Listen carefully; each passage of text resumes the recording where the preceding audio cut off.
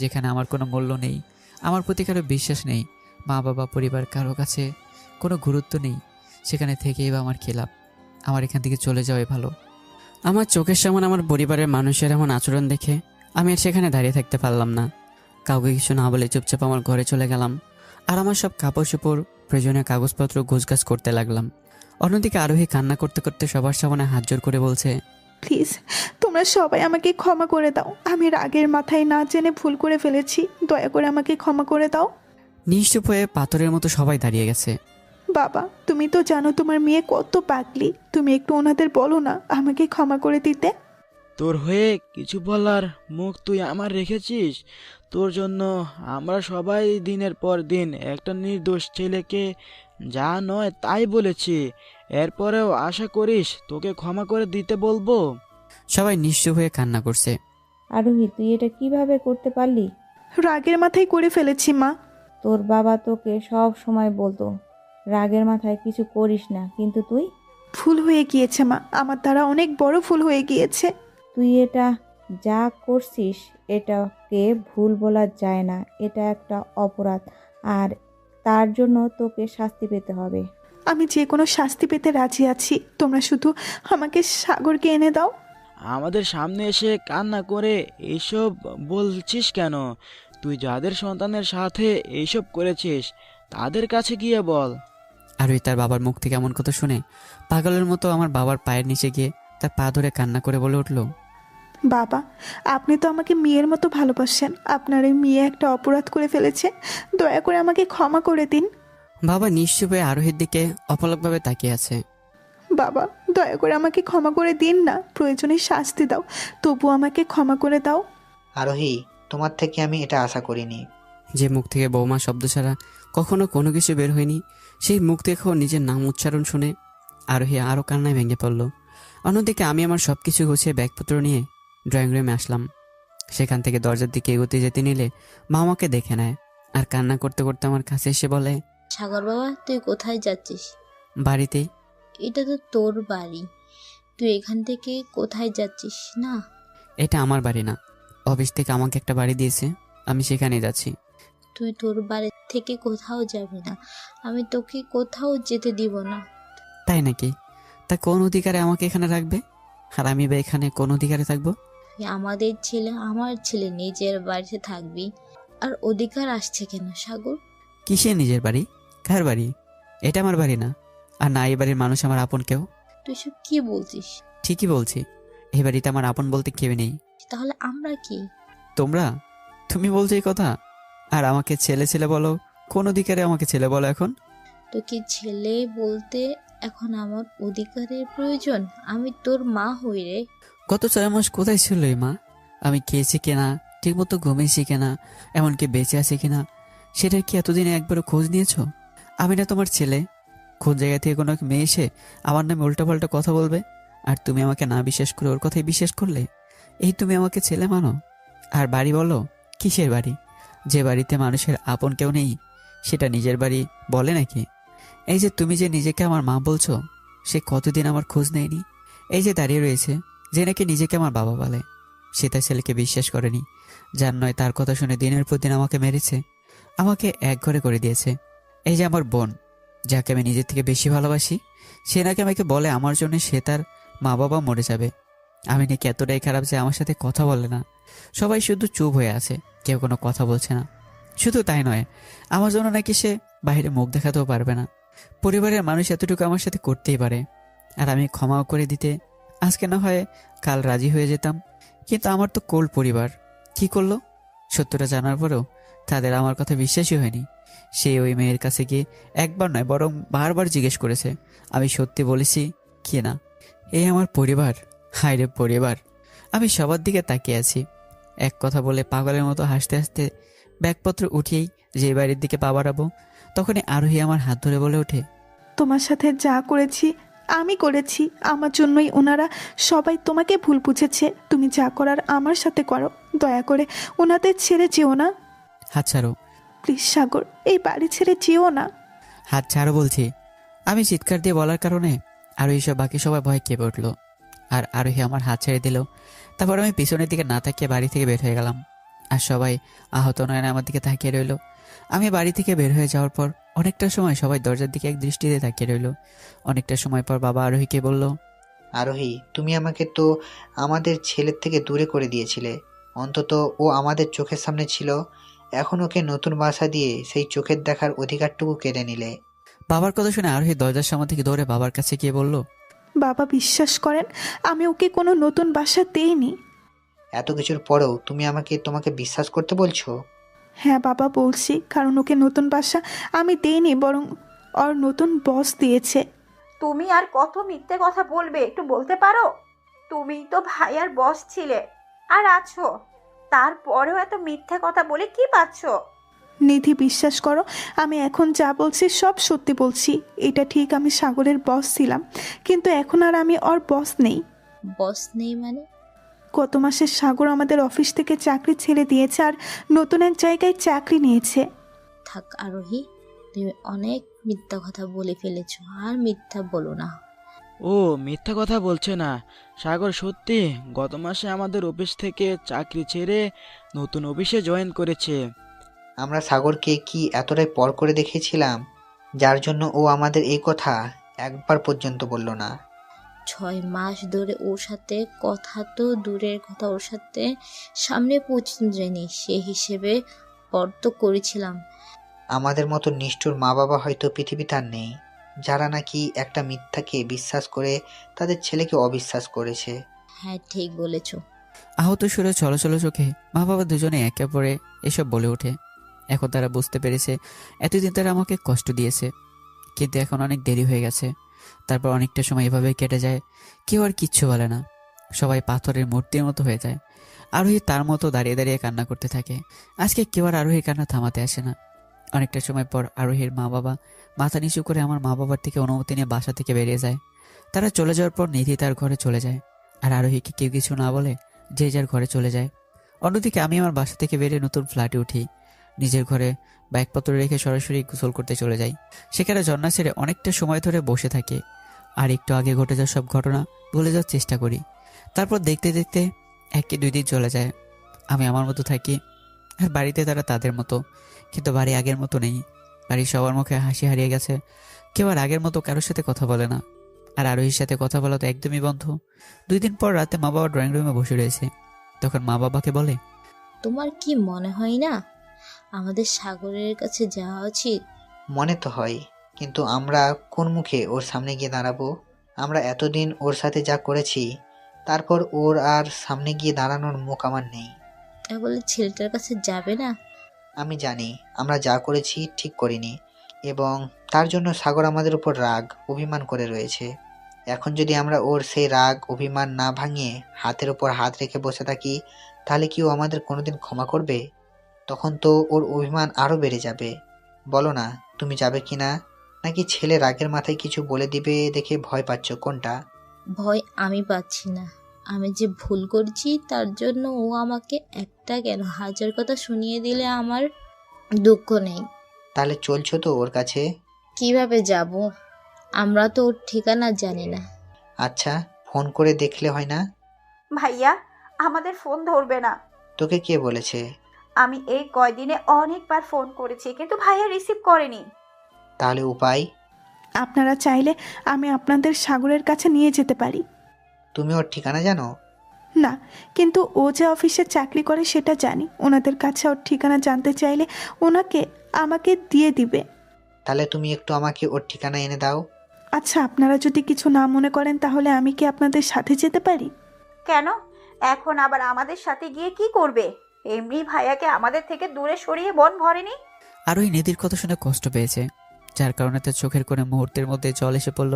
তুমি দিনের পর দিন আমাদের মিথ্যা কথা বলেছ, নিজের মেয়ে হওয়ার সুযোগ নিয়েছে, আর বর্তমান সমাজে মতো ছেলেদের কথায় বিশ্বাস না করে তোমার কথায় বিশ্বাস করেছে।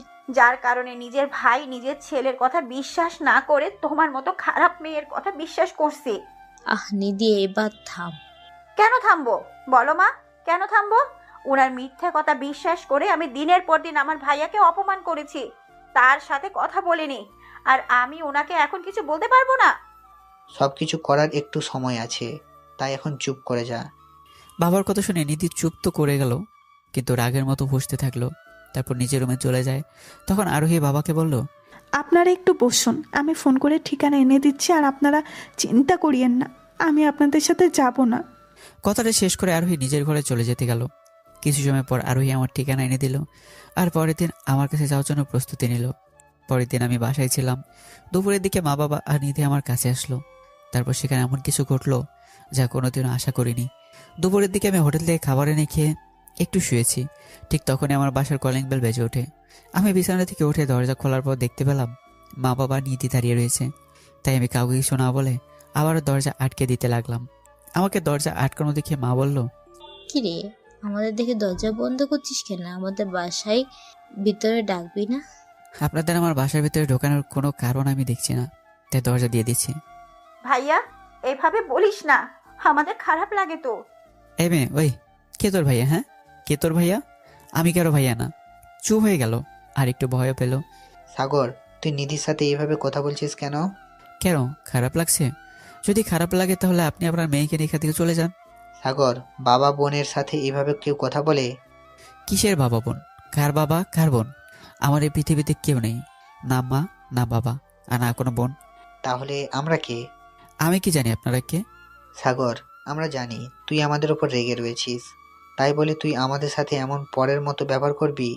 দেখুন, আমি আপনাদেরকে চিনি না, তাই আপনাদের এই ফালতু কথা শোনার মতো সময় আমার কাছে নেই। আপনাদের যদি গুরুত্বপূর্ণ কিছু বলার থাকে তাহলে তাড়াতাড়ি বলে এখান থেকে চলে যান। তোকে ছাড়া বাড়িটা ফাঁকা ফাঁকা লাগছে, তাই আমরা তোকে নিতে এসেছি। তাই নাকি? সত্যি আমাকে ছাড়া আপনাদের বাড়ি ফাঁকা ফাঁকা লাগছে? হ্যাঁ। গত 6টা মাস আমি বাড়িতে থেকেও না থাকার মধ্যে ছিলাম, তখন আপনাদের এই বাড়ি ফাঁকা ছিল না? তাহলে তুই আমাদের সাথে বাড়িতে ফিরে যাবি না? না। আপনার আর কিছু বলার আছে? তুই কি আমাদের তোর বাসার ভিতরে ঢুকতে পর্যন্ত দিবি না? না। আমরা তোর এতটাই পর হয়ে গিয়েছি? পর হয়েছেন কিনা সেটা জানি না, কিন্তু আমি যাকে তাকে আমার বাসায় ঢুকতে দিই না। আমরা তোর জন্য জেসে হয়ে গেলাম? অবশ্যই। সাগর, তুই এমন করে আমাদের বলতে পারলি? পারলাম দেখি তো বললাম। আমার মনে হয় না আপনাদের সাথে আমার আর কোনো কথা বলার আছে, তাই এখন আপনারা যেতে পারেন। এই কথা বলে আমি তাদের মুখের উপরে দরজা বন্ধ করে দিলাম। তারপর তারা নিজের দিকে কিছু সময় তাকাতাকি করে হতাশ হয়ে সেখান থেকে চলে যেতে থাকে। ঠিক সেই সময় আমি দরজা খুলে তাদের উদ্দেশ্যে আবার বললাম, বুঝেছি আপনারা এখানে কেন এসেছেন। কি বুঝেছিস তুই? কেন এসেছি আমরা?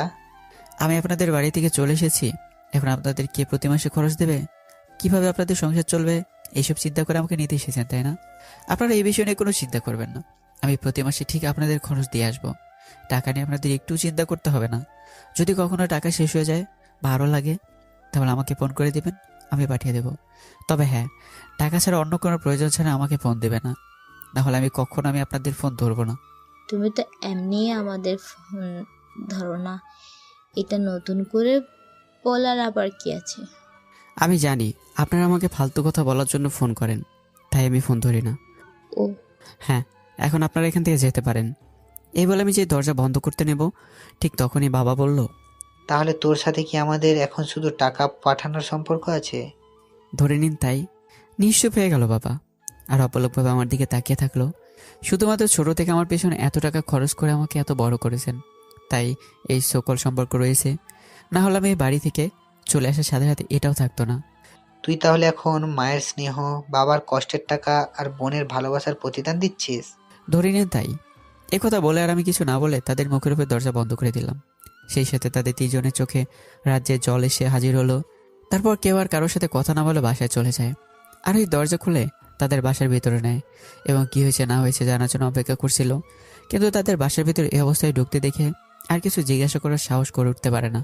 তারপর তারা রোবটের মতো সেখান থেকে হাঁটতে হাঁটতে যার যার ঘরে চলে যায়। আর ওই বুঝতে পারে নিশ্চয়ই সেখানে খারাপ কিছু হয়েছে। তাই আর ওই সবটা দেখে মনে মনে বলে ওঠে, কি ব্যাপার, সবার চোখে জল কেন? আর সাগরই কোথায়? তাহলে কি সাগর তাদের সাথে খারাপ ব্যবহার করে তাড়িয়ে দিয়েছে? না না, এটা হতে পারে না। আরও এইসব বলে নিজে নিজে কষ্ট পায়। রাতে আরোহী মা বাবাকে খাবার খেতে ডাকতে আসলে তাদের কথা শুনতে পায়। মা বাবা বিছানার উপরে বসে একে অপরকে বলছে, আমরা ছেলেটাকে অনেক বেশি কষ্ট দিয়েছি, তাই না? হ্যাঁ, হয়তো ও একটু ফাজিল ছিল, কিন্তু যে ছেলে কোনোদিন আমার কথার উপরে কথা বলার সাহস পায়নি, সে কিনা আজকে বলেছে ও আমাদের প্রতিদান দিচ্ছে। আচ্ছা, ও কি সত্যি আমাদের কষ্টের প্রতিদান এখন আমাদের টাকা দিয়ে দিচ্ছে? জানি না, তুমি এসব নিয়ে ভেবো না তো। ওর হয়তো অভিমান হয়েছে, তাই আর কি। বলতে কি বলে ফেলেছে। একটা ছেলে, সে বলেছে সে এখন টাকা দিয়ে তার মায়ের স্নেহ, বাবার কষ্টের আর বোনের ভালোবাসার প্রতিদান দিচ্ছে, আর আমাদের সাথে তার এখন টাকার সম্পর্ক। এর মানে বুঝো তুমি? এর মানে আমরা ওকে অনেক অনেক বেশি কষ্ট দিয়ে ফেলেছি। এতদিন ভাবতাম ওর মতো ছেলেকে জন্ম দিয়ে আমি পাপ করেছি, কিন্তু এখন ভাবছি আমি ওর পিতা হয়ে পাপ করেছি। আমার মতো মানুষ ওর মতো ছেলের বাবা হতে পারে না। শুধু ওর কেন, কোনো সন্তানের বাবাই হতে পারে না। আচ্ছা, তুমি আমাকে একটা কথা বলবে? কি? তোমার কি আদৌ মনে হয় আমরা দুজন সাগরের মতো ছেলের মা বাবা হওয়ার যোগ্য? সত্যি বলছি, আমার না মনে হয় না আমরা ওর মা বাবা হওয়ার যোগ্য। আমাদের সন্তানের সাথে আমরা যা করেছি, তারপর আমরা কোনো সন্তানের মা বাবা হওয়ার যোগ্যই না। দুজনে একে অপরের সাথে এইসব নিয়ে কথা বলতে থাকলো আর চোখের জল ফেলতে লাগলো। যা দূর থেকে আরোহী দেখলো, আর ওই সবটা দেখার পর অনেক খারাপ লাগলো তার। সেই সাথে বুঝে নিল দুপুরে আমার বাসায় অনেক খারাপ কিছু হয়েছে। তারপর নিজে নিজেকে বলতে লাগলো, সাগর, তুমি এটা ঠিক করনি। তোমার সাথে যা করেছি আমি করেছি, কিন্তু তুমি মা বাবা নিধিকে কষ্ট দিয়ে একদম ঠিক করনি, একদম না। আরও এইসব বলে চোখের জল মুছতে লাগলো। সেই সাথে মুখে একটা রাগি ভাব আনতে লাগলো, যা থেকে বোঝা যায় আরোহী কিছু একটা করতে চলেছে। এবং ও পরের দিন যেটা করলো সেটা যথেষ্ট আমাকে অবাক করলো। পরদিন আমি অফিসে কাজ করছি, সেই সময় অফিসের পিয়ন এসে আমাকে বলল, স্যার, জি কাকা বলুন। আপনার সাথে কেউ দেখা করতে এসেছে। কে? আপনার স্ত্রী। পিয়ন কাকার মুখে আমার স্ত্রী এসেছে শুনে অবাক না হয়ে পারলাম না, তাই কিছু সময় তার দিকে তাকিয়ে রইলাম। তারপর বললাম, কাকা আপনি হয়তো ভুল জায়গায় এসেছেন, কারণ আমার বউ নেই।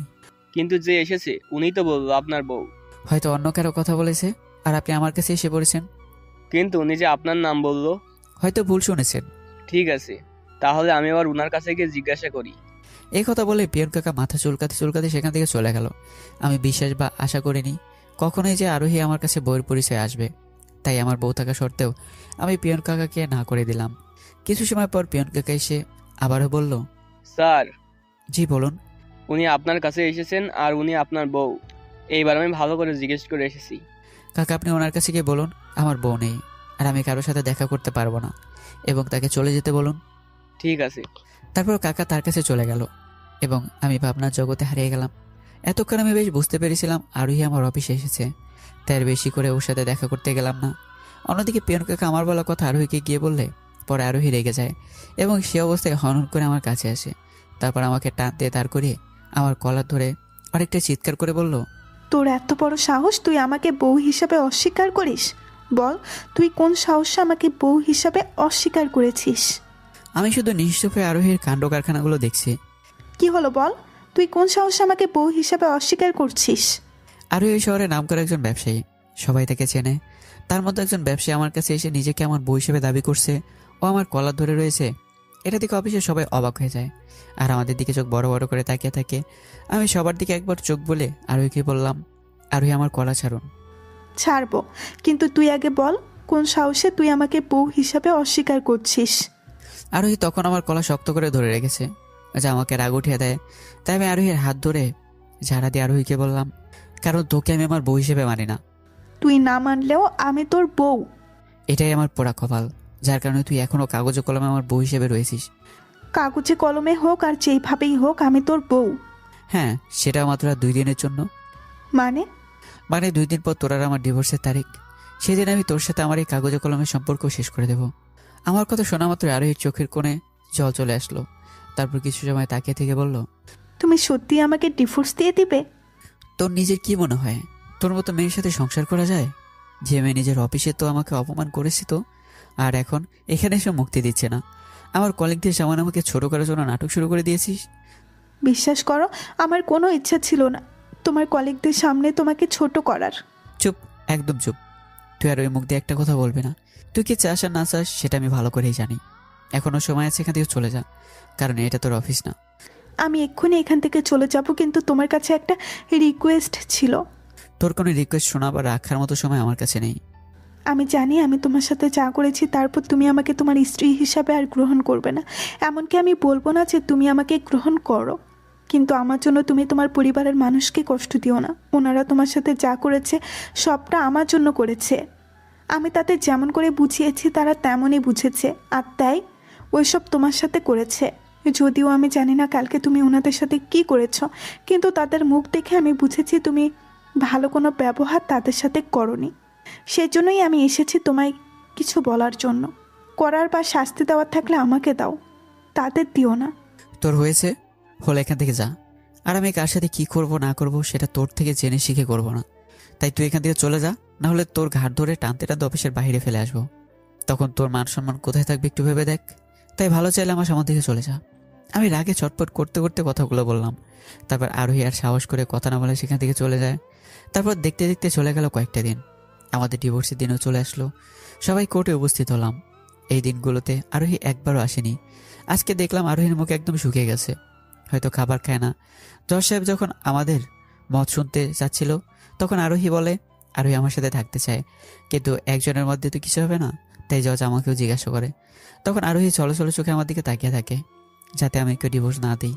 মিস্টার সাগর, আপনি কি চান? মিসেস আরোহীর মতো আপনি কি এই সম্পর্ক রাখতে চান? জজ সাহেবের প্রশ্ন শুনে আমি আরোহীর দিকে ঘুরে তাকালাম। তখন দেখতে পেলাম ও করুণ চোখে আমার দিকে তাকিয়ে আছে। আরোহী সেইভাবে তাকিয়ে থেকে আমাকে যেন বারবার বলার চেষ্টা করছে, সাগর প্লিজ, সাগর আমাকে ছেড়ে দিস না। তুই ছাড়লে আমি বাঁচতে পারবো না। প্লিজ আমাদের সম্পর্কটা শেষ করে দিস না। আমি আরোহী চোখের ভাষা বুঝতে পেরে একটা মুচকি হাসি দিয়ে জজ সাহেবের দিকে তাকিয়ে বললাম, স্যার আপনি কিছু মনে না করলে আমি আরো কিছুদিন সময় নিতে চাই। কেন? আমি এখনো দোটানার মধ্যে রয়েছি। বিয়ের মতো একটা সম্পর্ক আমি এই দোটানার ভিতর থেকে ভাঙতে চাই না। ঠিক আছে, তা আপনি কতদিন সময় চান? এই 4 থেকে 5 মাস। ঠিক আছে, আপনাদের আরো 5 মাস সময় দেওয়া হলো। এই 5 মাস আপনারা দুইজন আগের মতো একসাথে থাকবেন। 5 মাস পর আমি আপনাদের মতামত নিয়ে ফাইনাল সিদ্ধান্ত জানাবো। ঠিক আছে। আমার কথা মতো 5 মাস আরো বেশি সময় দিয়ে জজ সাহেব রায় দিয়ে দিল। তারপর আমি আরোহীর দিকে তাকালাম। তখন দেখতে পেলাম আরোহী চলো চলো চোখে আমার দিকে তাকিয়ে আছে, কিন্তু ওর ঠোঁটের কোণে মিষ্টি হাসি। হয়তো সেই হাসি দিয়ে বলছে, আমি জানতাম তুমি আমাকে এইভাবে ছেড়ে যেতে পারো না, কারণ তুমিও তো আমাকে ভালোবেসেছিলে। একদিকে আরোহী মনে মনে এসব বলতে থাকে, অন্যদিকে আমি আরোহীর দিকে তাকিয়ে মুচকে হাসি দিয়ে মনে মনে বললাম, কি এবার খুশি তো? তুমি চিন্তা করো না, সামনে তোমাকে আরো খুশি করার ব্যবস্থা আমি করব। এইসবই মনে মনে বললাম। বলেই আমি সেখান থেকে বাইরে চলে আসলাম। আমার পিছনে পিছনে আরোহী দৌড়ে আসলো। যখন আমি গাড়িতে উঠতে যাব ঠিক তখন আরোহী আমার সামনে এসে বলল, সাগর তোমাকে অনেক অনেক ধন্যবাদ।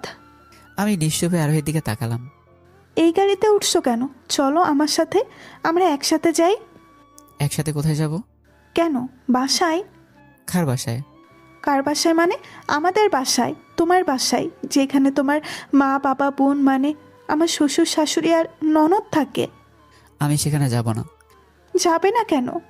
যাব না বলেছি তাই যাব না। ও বুঝেছি, তুমি নিশ্চয়ই এখনো তাদের উপরে রাগ করে রয়েছো, তাই না? আচ্ছা কোনো ব্যাপার না, তাহলে আমার সাথে চলো। কোথায়? আমার বাসায়। কেন? আমরা একসাথে থাকবো তাই। আমি প্রতিবন্ধী না যে আমাকে ঘর জামাই থাকতে হবে। তুমি এইভাবে বলছো কেন? তাহলে কিভাবে বলবো? বাদ দাও, তুমি যেহেতু আমাদের বাসায় বা তোমাদের বাসায় যেতে চাও না, তাহলে আমরা কোথায় যাব? আমরা বলতে? তুমি আর আমি। জজ সাহেব না বললো আমাদের একসাথে থাকতে? আমার নিজের বাসা আছে না, আমি সেখানে যাব। আর আমি? চাইলে আমার বাসায় আসতে পারেন। কিন্তু আমার সব কিছু তো বাসায় রাখা। আমার সাথে থাকতে চাইলে নিয়ে আসতে পারে। তাহলে আমি এক্ষুনি আমার সব কিছু নিয়ে তোমার কাছে চলে আসছি। ঠিক আছে।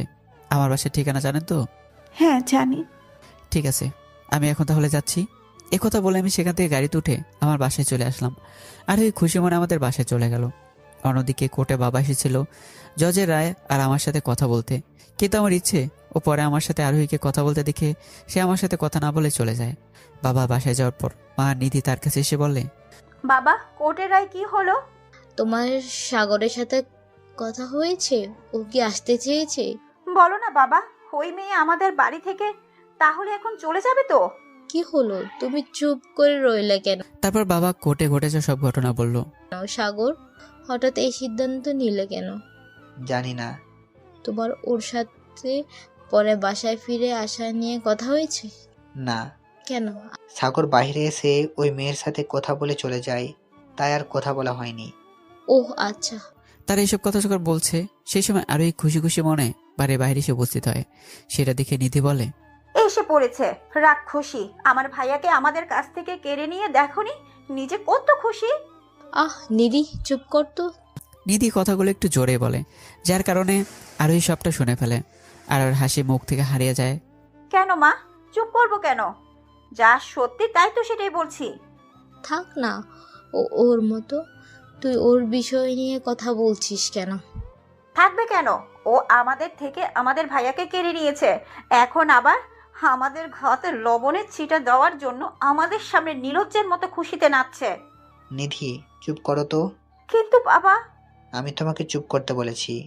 নিধি রাগী চোখে আরোহীর দিকে নিশ্চুপভাবে তাকায়। নিধি, তুমি চিন্তা করো না। আমার জন্য যেমন তোমার থেকে আমার ভাই দূরে চলে গিয়েছে, ঠিক তেমনি আমি তোমার ভাইকে আবার তোমার কাছে এনে দিব। হাত, আপনি আমাদের সাথে অনেক করেছেন, হার করতে হবে না। আমার ভাইয়াকে আমি নিজেই আমার কাছে আনতে পারি। পরে দেখা যাবে ভাইয়াকে আমাদের কাছে আনার নাম করে আমাদের থেকে আরো দূরে সরিয়ে নিয়ে যাবেন। না না, আমি তা করব না। আমি আজকে সাগরের কাছে যাচ্ছি, এখন থেকে ওর সাথেই থাকবো। তারপর যেভাবেই হোক ওর রাগ ভাঙিয়ে আবার তোমাদের কাছে নিয়ে আসবো। আপনি ভাঙাবেন ভাইয়ার রাগ? হ্যাঁ, কেন? আপনি ভাইয়াকে কতটা চিনেন যে ওর রাগ আপনি ভাঙাবেন? অনেকটা। মনে তো হয় না। আর আমাদের চিন্তা না করে আগে নিজে চিন্তা করুন। কেন? আপনি ভাইয়ার সাথে যা করেছেন, তারপর ভাইয়ার রাগ আপনার উপর থেকে ভাঙান, তারপর আমাদেরও চিন্তা করিয়েন। তোমার ভাইয়া আমার উপরে আর রেগে নেই। সত্যি? হ্যাঁ সত্যি, তাই তো নিচে থেকে আমাকে বলল ওর সাথে থাকতে। ভালো ভালো, আপনি ভাইয়ার সাথেই থাকুন। এই না হলে আপনি ভাইয়াকে চিনেছেন? নিধি এসব বলে হাসতে হাসতে সেখান থেকে চলে যায়। আরোহী বোকার মতো ওর দিকে তাকিয়ে রইল, কারণ নিধির শেষের কথাগুলো ওর হাসির কারণগুলো বুঝতে পারল না। তারপর কিছু সময় ওখানে দাঁড়িয়ে থেকে আরোহী নিজের রুমে গিয়ে সব কিছু গুছিয়ে মা বাবাকে বলে আমার বাসায় চলে আসলো। তখন আমি বাসায় ছিলাম। আরোহীকে ঘরে ঢুকে আমি একটা কাজে বাইরে চলে গেলাম। কিছু সময় পর আমি বাসায় ফিরে আসি। তখন দেখতে পাই আরোহী তার সব কিছু আমি যে ঘরে থাকি সেই ঘরে রাখছে। সেটা দেখে মুহূর্তের মধ্যে আমার ঠোঁটের কোণে শয়তানি হাসি ফুটে ওঠে। আমি আরোহীর সামনে গিয়ে দাঁড়াই। তারপর আমি আরোহীর সামনে রাখা ব্যাগ হাতে তুলে নিলাম। আরোহী সেটা দেখে অবাক হয়ে আমাকে জিজ্ঞাসা করলো, তুমি আমার ব্যাগ হাতে নিয়ে? আরোহী আর কিছু বলার আগেই তার ব্যাগ দূরে ছুঁড়ে ফেলার শব্দ পেল। আরোহী শব্দ পাওয়ার সাথে সাথে ব্যাগের দিকে তাকালো। তখন দেখতে পেল তার ব্যাগ ঘরের বাইরে পড়ে রয়েছে এবং তার ভিতর থেকে সব কাপড় এদিক ওদিক ছড়িয়ে ছিটিয়ে রয়েছে। সাগর, তুমি আমার ব্যাগ এভাবে ছুঁড়ে মারলে কেন? আরোহীর কথা শুনে আমার মাথায় রাগ উঠে গেল। তাই আমি আরোহীর চুরির মুঠি ধরে বললাম, এখন আমাকে তোকে কৈফিয়ত দিতে হবে যে আমি তোর ব্যাগ কেন ছুঁড়ে ফেলেছি?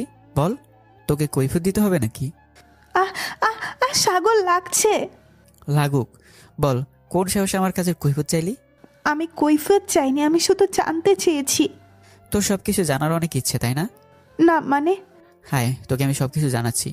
চুল ধরে টেনে ব্যাগের দিকে নিয়ে যেতে লাগলাম। মাগো, সাগর ব্যথা পাচ্ছে, ছেড়ে দাও প্লিজ। নে জান, এবার তোর ব্যাগের সাথে বসে থাকতে থাকতে জানছে কেন আমি তোর ব্যাগ ফেলেছি। আর ওই চুলের মুঠি ধরে ধাক্কা দিয়ে আমি ব্যাগের কাছে ওকে ফেলে দিয়ে এই কথা বললাম। ওফ বাবা গো। আর ওই আমার ধাক্কা খেয়ে বেকায়দায় গিয়ে ব্যাগের উপরে পড়লো, তাই ব্যথায় কুকিয়ে উঠলো। আমি সেদিকে খেয়াল না করে আমার ঘরে হনন করে ঢুকে গেলাম।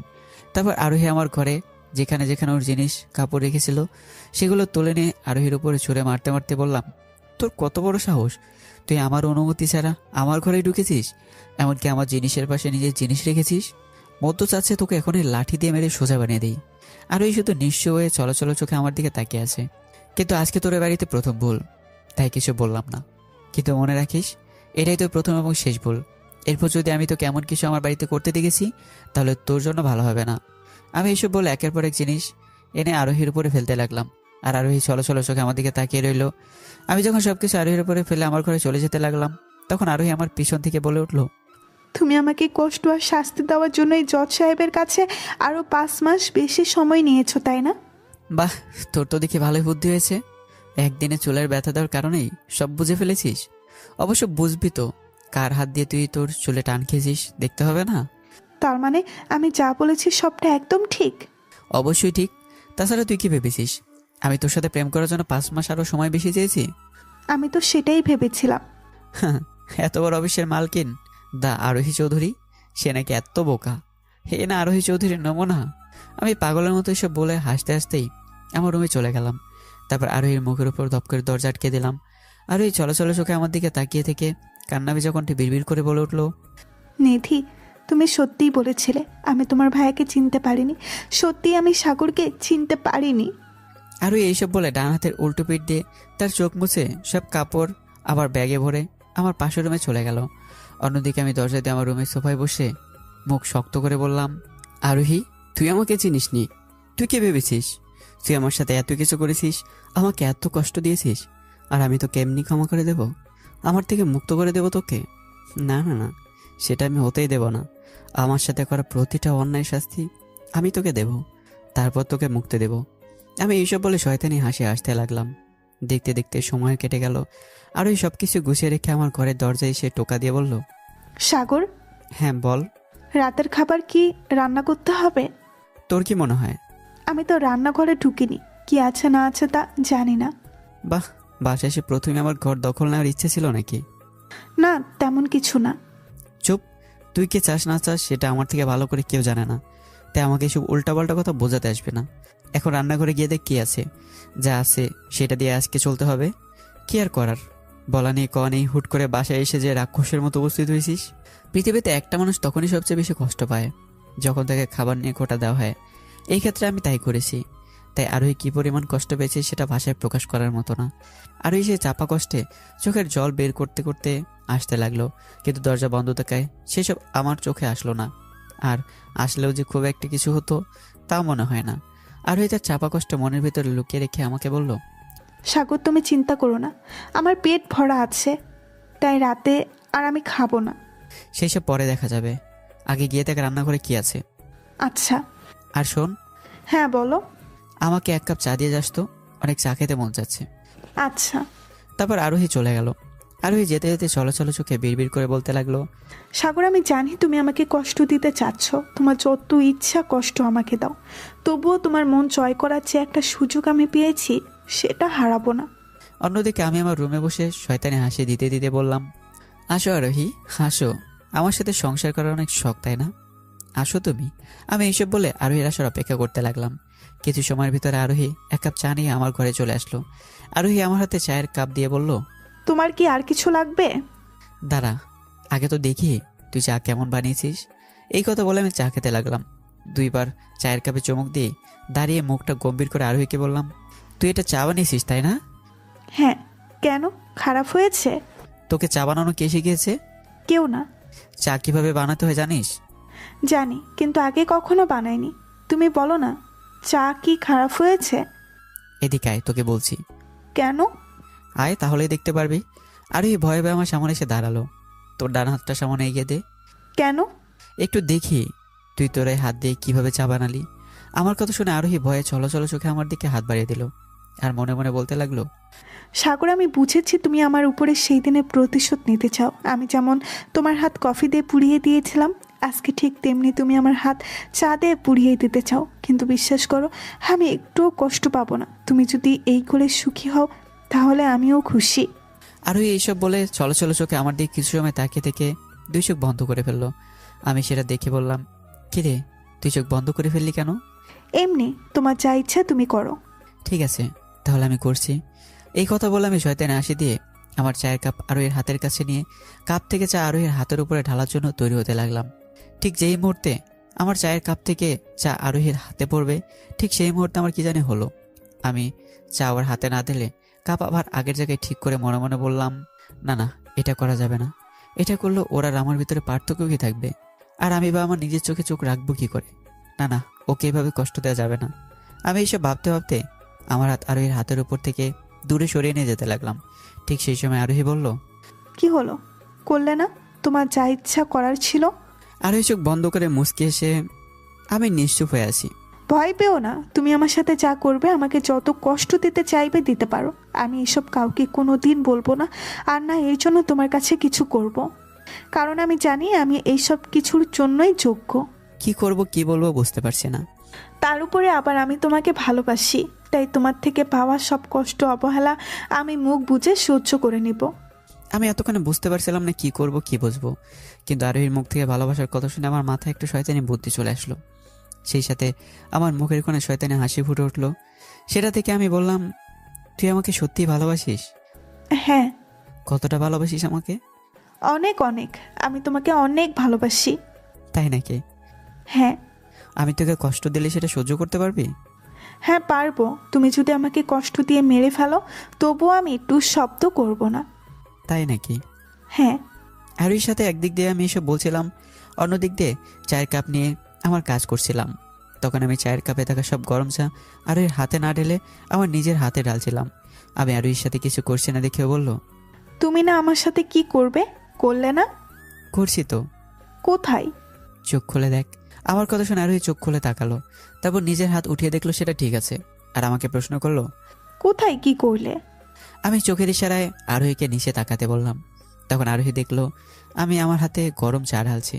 এ কি, তুমি এসব কি করছো? ছাড়ো, কাপ ছাড়ো বলছি। আমি নিশ্চুপ হয়ে আরোহীকে দেখছি। তুমি প্লিজ এসব করো না, আমার কাপটা ছেড়ে দাও। আমার জন্য নিজেকে এইভাবে কষ্ট দিও না। আমি এবারও নিশ্চুপ। তোমার যত কষ্ট দেওয়ার আমাকে দাও, আমাকে মারো, তবুও দয়া করে নিজের ক্ষতি করো না। প্লিজ কাপটা ছাড়ো। একদিক দিয়ে আরোহীর চোখ দিয়ে জলের রাশি পড়ছে, অন্যদিক দিয়ে আমার হাত থেকে চায়ের কাপ নেওয়ার চেষ্টা চালিয়ে যাচ্ছে, কিন্তু আমি আরোহীকে কিছুতেই সেটা নিতে দিচ্ছি না। আরোহীকে এভাবে কষ্ট পেতে দেখে আমার কষ্ট আমি ভুলে গেলাম। সেই সাথে আমার মুখে শয়তানি হাসি ফুটে উঠলো। আরোহী এক পর্যায়ে আমার হাত থেকে চায়ের কাপ নিয়ে দূরে রেখে আসলো। ততক্ষণ আমার হাত পুড়েই গেছে। আরোহী তার শাড়ির আঁচল দিয়ে আমার হাত পরিষ্কার করে দিতে দিতে কান্না ভেজা কণ্ঠে বলল, তুমি কি পাগল হয়ে গিয়েছো? কেউ এইভাবে নিজের হাতে নিজে গরম চা ঢালে? আমি নিশ্চুপ হয়ে আছি আর মুসকে মুসকে হাসছি। কি হলো, কথা বলছো না কেন? এ কি, তুমি এভাবে হাসছো কেন? প্রথমে গরম চা হাতে ফেললে আর এখন আবার হাসছো। কি শুরু করছো বলো তো? আমি শব্দ করে হেসে উঠলাম। তুমি জানো আমার কত কষ্ট হচ্ছে এভাবে কেউ নিজের হাতে গরম চা ঢালে? আর এর চলাচল চোখের জন্য কষ্ট দেখে আমি আমার নিজের কষ্ট বলে একটা পিছাসি আনন্দ পাচ্ছিলাম। বারবার মনে হচ্ছিল ওর হাতে যদি আমি গরম চা ঢালতাম তাতে হয়তো আমি এত আনন্দ পেতাম না যতটা এখন পাচ্ছি। তাই আমি আরোহীর হাত থেকে নিজের হাত ছাড়িয়ে পাগলের মতো হাসতে শুরু করে দিলাম। আরোহী আমার কাণ্ড দেখে অভিমান করে চুপ হয়ে গেল, কিন্তু ওর অভিমানে আমার কোনো পার্থক্য পড়ে না। আমি আমার মতো হাসতে লাগলাম। আরোহী ফার্স্ট এড বক্স এনে আমাকে টেনে বসে আমার হাতে মলম লাগিয়ে দিতে লাগলো আর বলল, এইভাবে পাগলের মতো কেউ করে? তুমি জানো আমি কত কষ্ট পাচ্ছি?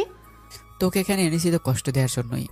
জানি, তোমার যত মন চায় আমাকে কষ্ট দাও, আমি তো না করিনি, কিন্তু তুমি নিজেকে কষ্ট দিলে কেন? সেটা তুই যদি বুঝতি তাহলে তো হয়ে যেত। এখন আমার হাত ছাড়। আর একটু আছে, ওটুকু করতে দাও। তোর আর প্রেম দেখাতে হবে না, আমি নিজে নিজে এতটুকু করতে পারবো, তুই যা। একথা বলে আমি আরোহীকে কিছু বলার সুযোগ না দিই আমার হাত ছাড়িয়ে নিলাম। তারপর আরোহী আমার দিকে চলো চলো তোকে তাকিয়ে সেখান থেকে উঠে রান্নাঘরে চলে গেল। আমি আরোহী চলে যাওয়ার দিকে তাকিয়ে থেকে বিড়বিড় করে বললাম, আমাকে ভালোবাসতে এসেছিস তাই না? তুই আমার ভালোবাসা নিয়ে খেলা করে আমাকে যে কষ্ট দিয়েছিস সেটা আমি ভুলে যাইনি। তুই শুধু অপেক্ষা কর, দেখ আমি কি কি করি। আমি হিসেব বললাম আমার রাগী দৃষ্টিতে ওর দিকে তাকিয়ে রইলাম আর আমার হাত বাঁধতে লাগলাম। রাত আরো গভীর হলো, খাবার খাওয়ার সময় হয়ে গেল। আরোহী আমাকে ডাক দিয়ে খাবার টেবিলে নিয়ে বসালো। আমি চেয়ারে বসতে বসতে বললাম, কি আছে খাবারে? ঘরে কিছু নেই, এই এক তরকারি আর কিছু ভাত ছিল, সেগুলো গরম করে তোমাকে দিলাম। আমি আরোহীর কথা শুনে আরোহীর দিকে তাকিয়ে দেখলাম ওর খাবার বাড়েনি, তাই বললাম, তোর খাবার কোথায়? আমার পেট ভরা, তাই আমি খাবো না। পেট ভরা বললে তোর হবে না, খেতে হবে তোকে, না হলে তুই যে মেয়ে আবার বাড়িতে বলে দিবি আমি তোকে না খেয়ে রেখেছি। না না, আমি তেমন কিছু বলবো না, সত্যি আমার পেট ভরা। তুই আমার বাসায় আসিস, এখন আমি তোকে যা বলবো তুই চুপচাপ সেটাই করবি, বুঝতে পেরেছিস? হ্যাঁ। তাহলে যা, তোর খাবার নিয়ে আয়। বাসায় আর ভাত নেই। থালা দে। কেন? দিতে বলেছি, চুপচাপ দে। তারপর আরোহী আমার দিকে একটা থালা গিয়ে দিল। আমি আমার থালা থেকে অর্ধেক খাবার ওর থালায় দিলাম। সব শেষে তরকারি ভাগাভাগি করে দুজনে খেতে লাগলাম। আরোহী আমার দিকে করুণ চোখে তাকিয়ে খেতে লাগলো। রাতের খাবার শেষ করে আমার ঘরে যেতে যেতে আরোহীকে বললাম আমার ঘরে 1 বোতল পানি দিয়ে আসতে। আরোহী তার হাতের কাজ শেষ করে 1 বোতল পানি নিয়ে আমার রুমে উপস্থিত হলো। তখন আমি একজনের সাথে মোবাইলে কথা বলছিলাম। আরোহী আমার পিছন থেকে সে কথা শুনতে লাগলো, তুই সত্যি আমাকে ভালোবাসিস? কবে থেকে? আরে পাগলি, তুই এতদিন ধরে ভালোবাসিস আমাকে আগে বলতে পারলি না? তাহলে তোকে তো অপেক্ষা করতে হতো না। ভয়? কিসের ভয় তোর? ওর কথা বাদ দে তো, ওই শয়তানি আর কি করবে? তুই ভালোবাসিস এটাই তো যথেষ্ট। ওর মতো মেয়ে কাউকে ভালোবাসতে পারে না, উল্টো মানুষের ভালোবাসা নিয়ে খেলা করতে পারে। হ্যাঁ, ঠিকই বলেছিস, ওর কথা বলে সময় নষ্ট না করাই ভালো। এখন ভালোবাসা নিয়ে কথা বলার সময়। তুই সত্যিই বোকা, না হলে কি কেউ এতদিন অপেক্ষা করে? একটা কথা কি জানিস, আমি অনেক আগেই বুঝতে পেরেছিলাম তুই ভালোবাসিস, কিন্তু বলিনি, কারণ আমি এই ভালোবাসার কথা তোর মুখ থেকে শুনতে চেয়েছিলাম। একটু শয়তান না হলে কেমন সুন্দর মেয়ের মুখ থেকে ভালোবাসার কথা শুনতে পেতাম। ফাজলামো না, সত্যি বলছি। কি কথা বলতে হবে? অবশ্যই, তোর মতো সুন্দর লক্ষ্মী মেয়েকে কি ভালো না বেশি থাকা যায়? হ্যাঁ রে বাবা, সত্যি বলছি। ঠিক আছে মহারানী, তোমার কথাই রাখা হবে। কালকে বিকেলে সবার সামনে তোমাকে প্রপোজ করব। হ্যাঁ থাকবে। এখন রাখছি। এই কথা বলে আমি পিছনের দিকে ঘুরে দেখতে পাই আরোহী ছলছল চোখে আমার দিকে তাকিয়ে রয়েছে। অপর পাশ থেকে কি বলেছি সেটা তো শুনিনি। কি হয়েছে, এইভাবে মূর্তির মতো দাঁড়িয়ে রয়েছিস কেন? কাকা, কার সাথে কথা বলছিলে? আমি কার সাথে কথা বলে না বলে এখন কি তোকে তার কৈফিয়ত দিতে হবে? আমি তা বলছি নাকি? তাহলে জিজ্ঞাসা করছিস কেন? বলো না প্লিজ, তুমি কার সাথে কথা বলছিলে? বলবো না, কি করবি তুই? এমন করছো কেন? আমার ইচ্ছা তাই। আচ্ছা, তুমি কি আমার একটা প্রশ্নের উত্তর দিবে? কি? তুমি কি কার সাথে রিলেশনে গিয়েছো? যদি যাই তাতে তোর কি? আমি তোমার বউ। ঘরে বউ রেখে তুমি অন্য একটা মেয়ের সাথে রিলেশনে কি করে যেতে পারো?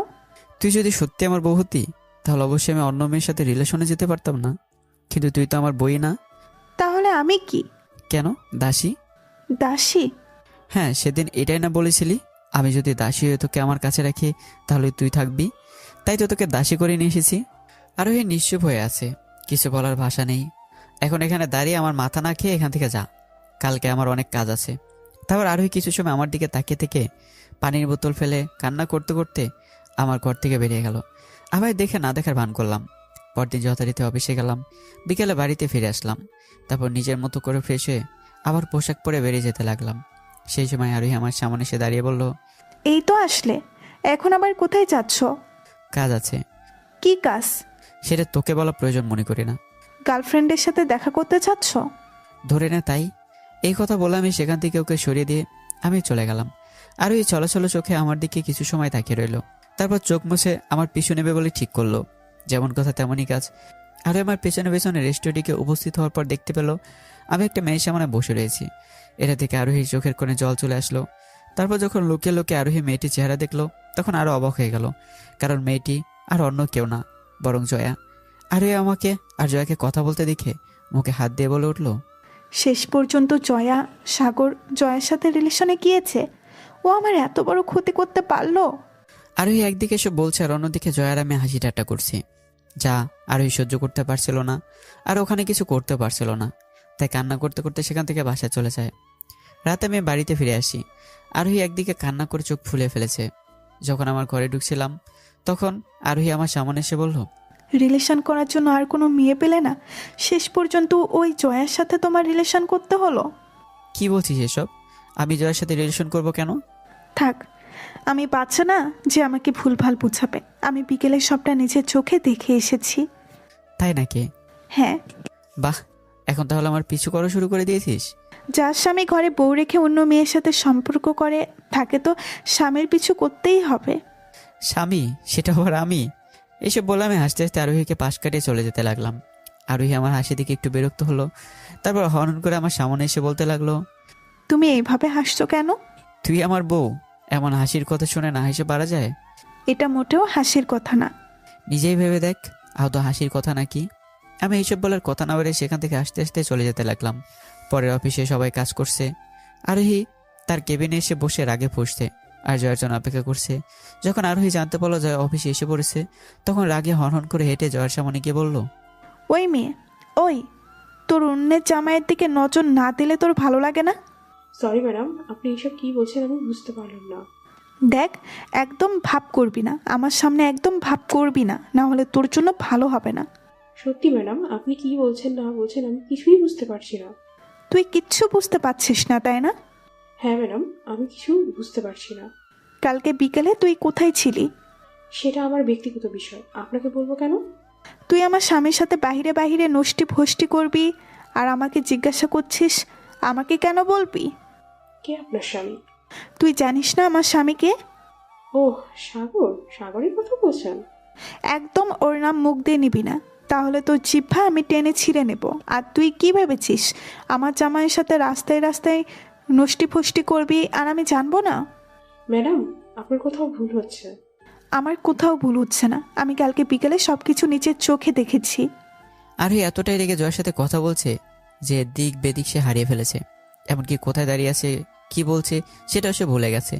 জয়া আরোহীর এই অবস্থা দেখে মুচকি হাসি দেয়, তারপর বলে, যাকে এত স্বামী স্বামী করছেন তার কি কখনো বই হয়ে উঠতে পেরেছেন? তুই এসব জিজ্ঞাসা করার কে? আমার থেকে আপনি এখন ভালো জানেন আমি এসব জিজ্ঞাসা করার কে। তুই কিন্তু এখন বেশি বলছিস। দেখুন ম্যাডাম, মুখে এই স্বামী স্বামী বউ বউ না বলে আগে কারো বউ হয়ে উঠুন, তারপর ওই ব্যক্তির উপর অধিকার কাটাতে আসবেন। কারো বউ মানে? সাগর আমার স্বামী, আর আমি ওর বউ আছি আর থাকবো। সাগর কি আপনাকে নিজের বউ মানে? সে নিশ্চুপ হয়ে আছে, কি উত্তর দেবে সেটাই ভেবে পাচ্ছে না। কি হলো ম্যাডাম বলুন, সাগর কি আপনাকে তার বউ হিসেবে স্বীকৃতি দিয়েছেন? সেসব তোর জানার কি দরকার? এটা আমাদের স্বামী স্ত্রীর বিষয়। আপনি যত লুকানোর চেষ্টা করুন, আমি সহ এখানে সবাই জানে সাগর আপনাকে নিজের বউ হিসেবে মানে না। একটা কথা কি জানেন, আপনার ভিতরে বউ বউ গুণ থাকা তো দূরের কথা, আপনি সেই কোয়ালিটিরই না। তাই তো আপনার সো কল স্বামী আমার কাছে চলে এসছে। অবশ্য আপনি যে মেয়ে, আপনার মতো মেয়ের সাথে সাগর কেন, পৃথিবীর কোনো ছেলেই থাকবে না। এত বড় কথা না? আমিও দেখে ছাড়বো সাগরকে তুই কিভাবে পাস, আর সাগর তোর কাছে যায় কিভাবে। পারলে সাগরকে আমার কাছে আসা থেকে আটকে রাখেন। এ কথা বলে জয় আরোহীকে অগ্রাহ্য করে তার কাজে মন দিল।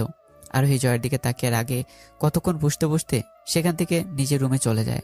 দেখতে দেখতে সময় যায়, রাত হয়ে আসে। আমি আমার কাজ শেষ করে বাড়ি থেকে উপস্থিত হই। তারপর আরোহী আমার সাথে এমন কিছু করে যা আমি কেন, আরোহী নিজে হয়তো কোনোদিন করবে বলে কল্পনা করেনি।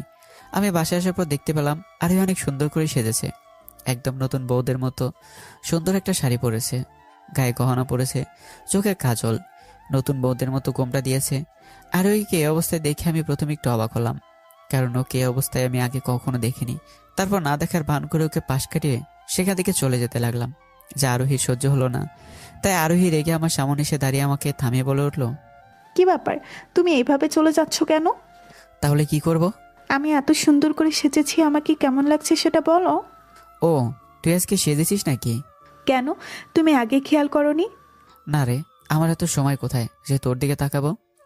ঘরের বইয়ের দিকে তাকানোর মতো সময় তোমার কাছে নেই, আর বাহিরের খারাপ মেয়েদের সাথে ঠিকই নষ্টি ফুষ্টি করার মতো ঠিকই সময় আছে। ঘরে যদি বউ না থাকে তাহলে মানুষকে তো বাইরে যেতেই হবে, তাই না? তোমার বুঝি ঘরে বউ নেই? না, নেই তো। তাহলে আমি কে?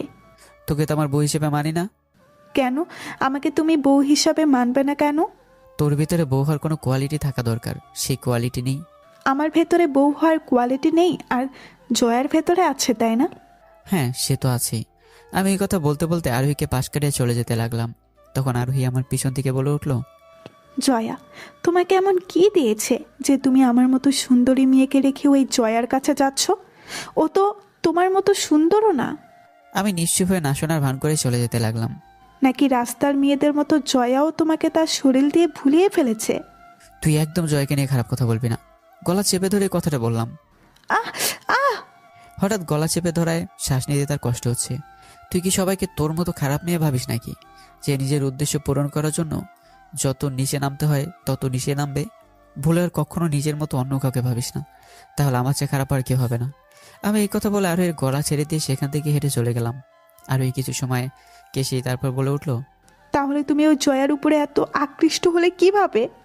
নিশ্চুপ হয়ে আরোহীর দিকে ঘুরে তাকালাম। তুমি যতই না করো না কেন, আমি জানি জয়া তোমাকে তার দেহ দিয়েছে। তোমার যদি দেহই লাগে তাহলে তুমি আমার দেহ নাও, যেভাবে ইচ্ছা যা ইচ্ছা আমার সাথে করো। আরোহী তার শরীর থেকে আঁচল ফেলে দিয়ে উক্ত কথা বলে উঠলো। আরোহীর বুক এখন আমার চোখের সামনে। আরোহীর ওই খোলা বুক দেখে লোভ হওয়ার পরিবর্তে কেন যেন আমার ঘৃণা হচ্ছে। তাই আমি বললাম, তোর মতো নোংরা শরীরে আমি স্পর্শ করব? তুই ভাবলি কি করে? ও নিশ্চুপ হয়ে শুধু অবাক হয়ে তাকিয়ে রয়েছে। তোর কি মনে হয় তুই আমাকে তোর এই নোংরা দেহ দেখিয়ে ভুলে ফেলতে পারবি? 6 মাস তুই আমার সাথে 6 মাস ধরে আসিস। যদি তোর ওই নোংরা শরীরে লোভ থাকতো তাহলে এতদিনে কি তোর এই নোংরা দেহ ভোগ করতাম না? একটা কথা কি জানিস, তোর এই দেহর সাথে তোর মনও নোংরা। তাই তুই যেমন সবাইকেও তেমনি ভাবিস। আমি ঘৃণার সহিত আরোহীকে এই অবস্থায় ফেলে রেখে সেখান থেকে আমার রুমে যেতে লাগলাম। আরোহী চলাচল চোখে একই অবস্থায় আমার দিকে তাকিয়ে রইল। রাতে আরোহী ডাকার আগে আমি আমার মতো করে খাবার খাওয়ার জন্য খাবার বাড়তে থাকি। আরোহী দ্রুত সেটা দেখে আমার কাছে এসে আমার হাত থেকে জিনিস নেওয়ার চেষ্টা করে বলতে থাকে, এ কি করছো? দাও, আমাকে দাও। তুমি বসো, আমি তোমার খাবার বেড়ে দিচ্ছি। তুমি শান্তিতে বসো, আমি দিচ্ছি তো। তোকে আমি বলেছি দিতে, তুই চুপচাপ করে তোর খাবার নিয়ে তুই খা। আরোহী আমার চিৎকার শুনে ভয় পেয়ে দূরে সরে গেল। আমি আমার মতো খাবার বেড়ে খেতে লাগলাম।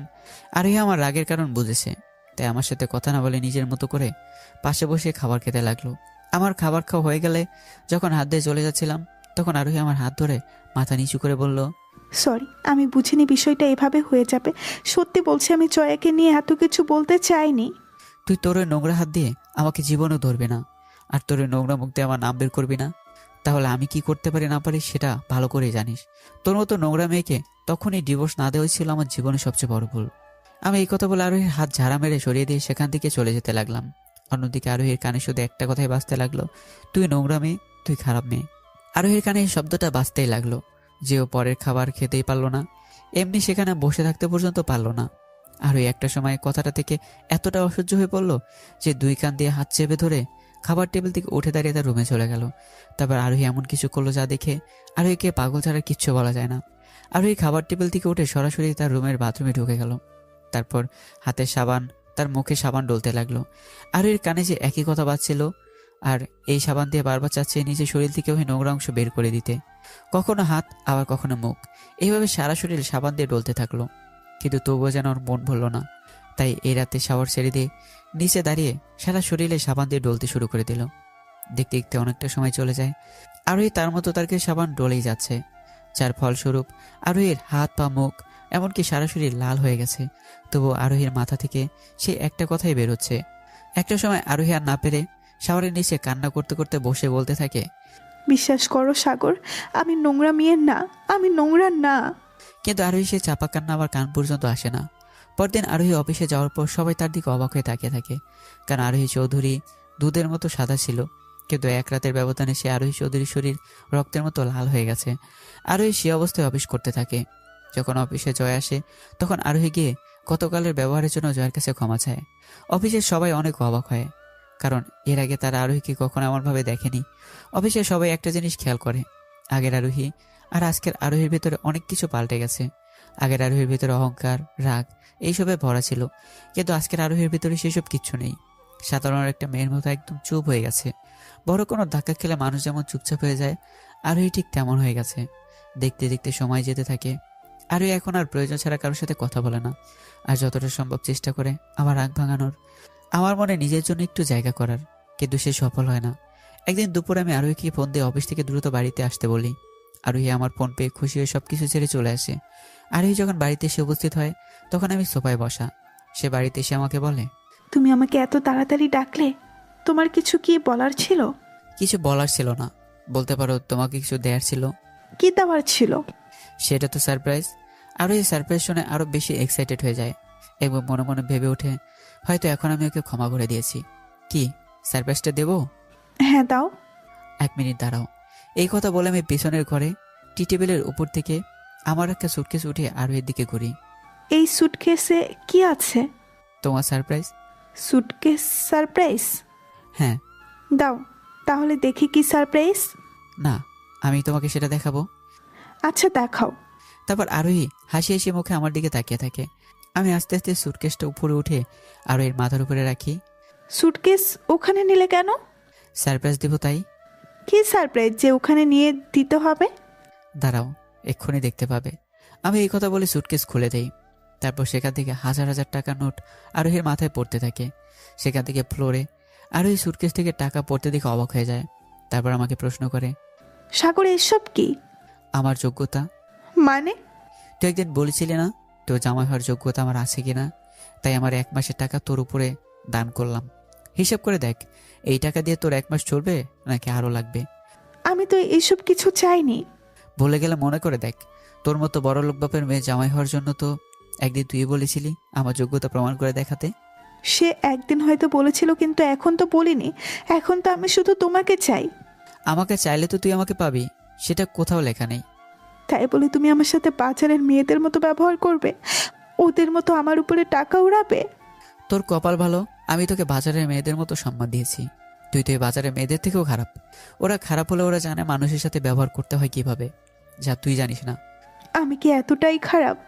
তুই এর চেয়েও বেশি খারাপ। তোকে আমি মন থেকে ভালোবেসেছিলাম, সংসার করতে চেয়েছিলাম তোর সাথে, কিন্তু তুই তোর টাকার অহংকার এতটাই অন্ধ হয়ে গেছিস যে আমার ভালোবাসা তো চোখেই পড়েনি। তাই আমি তোকে টাকা দিয়েই স্নান করে দিয়েছি। শুধু তাই নয়, এখন থেকে প্রতি মাসে আমি তোকে এই টাকা দিয়েই গোসল করাবো। কিন্তু আমি তো এই টাকা চাই না, আমি তোমাকে চাই। তুই জীবনে আমাকে পাবি না, তুই সারা জীবনে এই টাকাই পাবি। টাকার জন্য আমাকে ভালোবাসা নিয়ে তুই যে নোংরা খেলা খেলেছিস, তার ফল তুই টাকা দিয়ে পাবি। বিশ্বাস করো, আমি সত্যি বলছি, আমি এই টাকা চাই না, আমি শুধুমাত্র তোমাকে চাই। তুই তোর টাকার অহংকার আমার সাথে যা করেছিস, সেটার ফল আমাকে না পেয়ে তোর সারা জীবন কাটাতে হবে। এটাই তোর শাস্তি। আমি আরোহীকে দূরে সরিয়ে এই কথা বলে সেখান থেকে চলে যেতে লাগলাম। আরোহী আমার পিছন থেকে বলে উঠলো, সাগর, দয়া করে আমাকে এত বড় শাস্তি দিও না। আমি তোমার টাকা চাই না, আমি শুধু তোমাকে চাই। প্লিজ সাগর, আমার কাছে ফিরে এসো। আরোহী এইসব বলে সেখানে বসে কান্না করতে লাগলো। আমি আমার মতো ওকে সেখানে ফেলে রেখে বাসা থেকে বের হয়ে গেলাম। বিকেলবেলা আরোহী তার মা বাবার সামনে মাথা নিচু করে বসে আছে। কিছু সময় চুপচাপ থাকার পর আরোহীর বাবা বলে উঠলো, এটাই তোর শেষ সিদ্ধান্ত? হ্যাঁ, তুমি সব ব্যবস্থা করো। ঠিক আছে, তুই যখন বলছিস তাহলে আমি সব ব্যবস্থা করছি। আরোহীর বাবা এই কথা বলে মোবাইল নিয়ে সোফা থেকে উঠে উকিলকে ফোন করতে চলে গেল। কিছু সময় পর আরোহীর বাবা উকিলের সাথে কথা বলে শেষ করে সোফায় বসে আরোহীকে বলল, আমি ওনাকে বলে দিয়েছি, উনি সব কাগজপত্র তৈরি করে দিবে। কতদিন লাগবে? লাগবে কয়েকটা দিন। আচ্ছা। আরোহী, তুই সবটা ভেবেচিন্তে এই সিদ্ধান্ত নিছিস তো? হ্যাঁ মা, আমার আর এসব ভালো লাগছে না, সবটা কেমন বিষের মতো লাগছে, তাই এসব ছেড়ে দিতে চাচ্ছি। যদি সব পাওয়ার পর তোকে দূরে ছুড়ে দেয় তখন? ওকে আমি ভালো করে চিনি, ও অমন করবে না। যদি করে তাহলে? তাহলে ওর কি? ওর পা ছড়িয়ে ধরে সেই পায়ের নিচে একটু আশ্রয় চাইব। তাছাড়া এমনি বা এর চেয়ে ভালো কি আছে? আরোহী কথাটা শেষ করে শুকনো একটা কাশি দিল, যা দেখে ওর মা বাবা অবাক নয়নে আরোহীর দিকে তাকিয়ে রইল। কারণ তারা এত বছর যে আরোহীকে বড় করেছে, সেই আরোহীর সাথে আজকের আরোহীর কোনো ধরনেরই মিল নেই। দেখতে দেখতে সময় যায়, আরোহী দিনে দিনে বেশি চুপচাপ হয়ে যায়। আরোহীর সব রাগ অহংকার কেমন জানে মাটিতে মিশে যেতে থাকে। আরোহীর বাবা মা, অফিসের সবাই আরোহীর এই ব্যবহারে স্পষ্ট দেখতে পায়, কিন্তু কেউ কিছু বলার সাহস পায় না। আরোহীর এই অবস্থা দেখে জয়া একদিন রাতে আমাকে ফোন করে বলে, সাগর, তুই কি ম্যাডামের পরিবর্তন লক্ষ্য করেছিস? কেন? ম্যাডাম না আর আগের মতো নেই। কে বলেছে তোকে? আমি দেখেছি, আগের মতো আর অহংকার করে না, কারোর সাথে রাগ করে না, একদম চুপচাপ থাকে। আমার মনে হয় ও সত্যি ওর কাজে অনুতপ্ত। ওইসব কিছু না, দেখ আবার নতুন কোন নাটক শুরু করেছে। আমার মনে হয় না উনি এখন কোনো নাটক করছেন। ও গিরগিটির চেয়েও খারাপ, কখন কি করবে না করবে ওকে বাইরে থেকে দেখে কেউ বলতে পারবে না। তাছাড়া ওর মতো বড়লোক মেয়ের এত তাড়াতাড়ি পরিবর্তন হতে পারে না। ওরা যা করে সব ভেবেই চিনতে কোন একটা উদ্দেশ্য নিয়েই করে। আমার মনে হয় না এবার ওনার তেমন কোনো উদ্দেশ্য আছে। তোর মনে হওয়া না হওয়া দিয়ে তো আর সত্যি পাল্টে যাবে না। সাগর, আমার মন বলছে ম্যাডাম এবার সত্যি পাল্টে গিয়েছে। তুই একটু খেয়াল করে দেখিস, তাহলে তুইও বুঝতে পারবি। হয়েছে তোর, তাহলে আমি এবার রাখছি। ঠিক আছে, রাখ। এ কথা বলে আমি কল কেটে দিলাম। কল কেটে দিলে কি হবে? জয়া যা বললো সেই সব আমি আমার মাথা থেকে বের করতে পারলাম না। তাছাড়া এমন তো না যে আমি আরোহীর ওই চুপচাপ থাকা লক্ষ্য করিনি, তাই বিষয়টা আমাকে আরও বেশি করে ভাবাচ্ছে। আমি সেই ভাবনা নিয়ে ঘুমিয়ে পড়লাম। পরদিন সকালে আমার নামে একটা চিঠি আসলো। আমি চিঠি খুলে অবাকের চরম সীমায় পৌঁছে গেলাম, কারণ চিঠিটা ছিল আরোহীদের সব সম্পত্তির কাগজ, যা আমার নামে করে দেওয়া। আমি অবাক হয়ে সেই চিঠির দিকে কিছু সময় তাকিয়ে থেকে আরোহীর কাছে ছুটে গেলাম। তারপর বললাম, এইসব কি? কোন সব? এই যে তোমাদের সব বাড়ি গাড়ি সম্পত্তি আমার নামে দিয়ে দিয়েছো, এইসব কি? দেখতেই তো পাচ্ছ, তাহলে আর জিজ্ঞাসা করার কি আছে? কিন্তু এসব আমার নামে করা কেন? আমার এই টাকা পয়সার সম্পত্তি আর ভালো লাগছে না, তাই এসব থেকে মুক্তি চাচ্ছি। তাই বলে আমার নামে এসব দিয়ে দিলে কেন? আমার মা বাবার আমি ছাড়া আর কেউ নেই, আর আমি যেহেতু এইসব রাখতে চাই না, তাহলে আমার জামাই হিসাবে তো তুমি সব পাবে, তাই না? না না, আমি এসব রাখতে পারবো না। তোমার সম্পত্তি তুমি এখন কি করবে সেটা তুমি বোঝো, আমাকে বলছো কেন? তুই কি পাগল হয়ে গেছিস? এসব করছিস কেন? এসব করে তুই কি পাবি? আমি কি পাবো না পাবো সেটা তো আমি জানি না, আমি শুধু জানি এসব আমার ভালো লাগে না, তাই এসব থেকে মুক্তি পেয়েছি। আমি জানি তুই আমার বইয়ের অধিকার পাওয়ার জন্য আমাকে এইসব দিয়েছিস। লাগবে না, তোমার বইয়ের অধিকার আমার লাগবে না। আমি নিশ্চুপ হয়ে অবাক নয়নে তাকিয়ে রয়েছি। এখন যেমন তোমার পায়ের নিচে একটু জায়গা দিয়েছো, তেমনই দিও, এর চেয়ে বেশি আমি কিচ্ছু চাই না। এই কথা বলে আরোহী আমার সামনে দিকে চলে গেল। আরোহীর এই ভাব আমি কিছুতেই হজম করতে পারছিলাম না। তাই বুঝে উঠতে পারছিলাম না কি করব না করব। আমি কোনো উপায় না পেয়ে আরোহীর বাবার কাছে ছুটে যাই এসব ফিরিয়ে দেওয়ার জন্য, কিন্তু তার একটাই কথা, এসব আমার মেয়ে নিবে না, আমাদের আর কেউ নেই, তাই এইসব তো তোমাকেই দেখতে হবে। আমি যতবার চেষ্টা করলাম ওনাকে বুঝে সবটা ফিরিয়ে দিতে, কিন্তু উনি আমার কোনো কথাই শুনলো না। আরোহীর বাবার সাথে কথা শেষ করে আমার বাসায় ফিরে আসার সময় আরোহীর অফিস থেকে ফোন আসে। তারা বলে আরোহী নাকি অফিসের দায়িত্ব আমাকে দিয়ে দিয়েছে, আর কালকে একটা গুরুত্বপূর্ণ মিটিং আছে, সেটা অফিসের মালিক হিসেবে আমাকে থাকতে হবে। এসব শুনে না চাইতে আমার মাথায় রাগ উঠে যায়। আমি বাসায় আরোহীর কাছে গিয়ে রাগে বলে উঠলাম, তুই কি আমাকে তোর মতো লোভী ভেবেছিস নাকি? কেন? তাহলে এসব কি শুরু করছিস? তোর সব সম্পত্তি আমাকে দিয়ে দিয়েছিস, অফিস আমাকে দিয়ে দিয়েছিস, এইসব কি? আমি তোমাকে আগেই বলেছি এইসব আমার ভালো লাগে না। তাই বলে এইসব ঝামেলা তুই আমাকে দিয়ে দিবি? তোমারও যদি এসব ভালো না লাগে তাহলে কোনো সংস্থাকে দান করে দাও। কি? এইসব আমি দান করে দেব? হ্যাঁ, সেটা তোমার বিষয়। তুই সত্যি বলছিস? তোদের সব সম্পত্তি আমি দান করে দিলে তোর কিছু যায় আসে না? এইসব তোমার সম্পত্তি, তুমি এগুলো দান করবে না করবে সেটা তোমার বিষয়, আমার কি? আর ওই এইসব কথা অনেক সহজভাবেই বলল, যা আমাকে অবাক করেছে। বুঝেছি, আমি এবার বুঝেছি তুই এসব কেন করছিস। কি বুঝলে তুমি? তুই এসব করে মূলত আমাকে তোর সাথে বাঁধতে চাইছিস, যাতে আমি তোকে ছেড়ে না যেতে পারি, তাই তুই এসব করছিস। আর ওই নিশ্চুপ হয়ে মুচকি হাসলো একটু। কি ব্যাপার, তুই হাসলি কেন? হাসলাম কারণ আমি অনেক আগেই বুঝে গিয়েছি আমি যা করেই ফেলি না কেন তোমাকে আমি ধরে রাখতে পারবো না। তাই তোমার কাছে থাকার বা তুমি আমাকে কাছে টেনে নেওয়ার আশা আমি করি না। এমনকি তুমি যদি আমাকে এখন এই মুহূর্তে তোমার বাসা থেকে বের হয়ে যেতে বলো, তাহলেও আমি চুপচাপ তোমার বাসা থেকে বের হয়ে যাব। আমি নিশ্চুপ হয়ে আছি, আর এর কথা শুনে শুধু অবাকই হচ্ছি। একটা কথা কি জানো? কি? আমি আগে ভাবতাম এই টাকাই সব, আমার টাকা আছে তাই আমি যা কিছু করতে পারি, কিনতে পারি, তাই আমার যা ইচ্ছা করতাম। কিন্তু তুমি যখন আমার থেকে দূরে সরে যেতে লাগলে, আর এই টাকা পয়সা তোমাকে আমার কাছে আনতে পারলো না, উল্টো আরও বেশি দূরে সরিয়ে দিতে লাগলো, তখন এসব থেকে মন উঠে গেল। তাই আমি এইসব একেবারে ছেড়ে দিলাম। তুই সারা জীবন টাকা নিয়ে খেলতে খেলতে বড় হয়েছিস, এখন এসব ছাড়া থাকতে পারবি? মানুষ চাইলে সব পারে, তাই আমিও পারবো। তুই যেইভাবে অফিসে আসলি, তাহলে তোর অফিসের কি হবে? ওটা তোমার অফিস, তুমি যদি আমাকে তোমার অফিসের একজন কর্মচারী হিসেবে নিয়োগ করো তাহলে আমি আবার অফিসে যাব, না হলে না। আমি এত কিছু দেখাশোনা করতে পারবো না, কালকে আমি তোর সব কিছু তোকে ফিরিয়ে দেবো। এমন করো না, আমি এইসবের ভেতরে আর যেতে চাই না। তুমি যদি এইসব না রাখতে চাও তাহলে কোনো সংস্থায় এগুলো দান করে দাও। আর ওই এত কোটি কোটি টাকার সম্পত্তি দান করে দিতে বলছে, যা আমার বিশ্বাস হচ্ছে না। আর না আমার কাছে ফিরে আসার জন্য এটাকে নতুন করে ষড়যন্ত্র মনে হচ্ছে। আমি আর কোনো উপায় না পেয়ে আরোহীকে নিয়ে ও অফিস চালানোর সিদ্ধান্ত নিলাম। দেখতে দেখতে দিন পার হলো, সব কিছু স্বাভাবিকভাবেই চলছে। মা বাবা নিধি চেষ্টা করছে আমার রাগ ভাঙানোর। আরোহী আমার পাশে থেকে অফিস ও আমার দেখাশোনা করছে। আমি ওই চাকরিটা ছেড়ে এখন অফিস চালানোর জন্য ফিরে এসেছি। একদিন জয়া অফিসে গিয়ে আরোহী রুমে যায়, আর আরোহীকে একটা কার্ড এগিয়ে দিয়ে বলে ওঠে, ম্যাডাম, আর 7 দিন পর আমার বিয়ে, আপনি কিন্তু আসবেন। অবশেষে বিয়ে করে নিচ্ছ? হ্যাঁ। তোমার বিয়ের জন্য শুভকামনা। ধন্যবাদ ম্যাডাম, আপনি কিন্তু বিয়েতে আসবেন। অবশ্যই। জয়া আরোহীকে এসব বলে ওর সামনে থেকে চলে যায়। আরোহী জয়ের সামনে থাকা অবস্থায় শক্ত হয়ে কথা বললেও ও চলে যাওয়ার পর কান্না ভেঙে পড়ে। কারণ নিজের চোখের সামনে নিজের ভালোবাসার মানুষ আর নিজের সংসারের অন্য একটি মেয়ে আসবে, এটা ভাবতে ওর চোখে জল চলে আসে।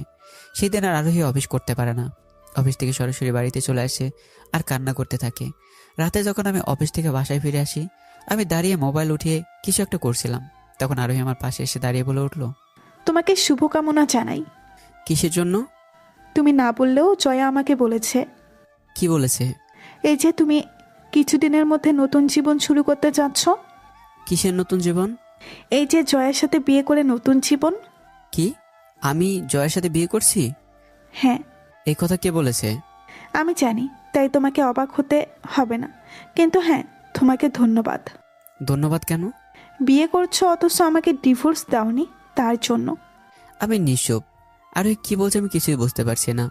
তুমি আবার ভয় পেও না, আমি এই ডিভোর্স না দেওয়া নিয়ে তোমাদের বিয়েতে বা তোমার নতুন জীবনে কোনো রকম ঝামেলা করব না।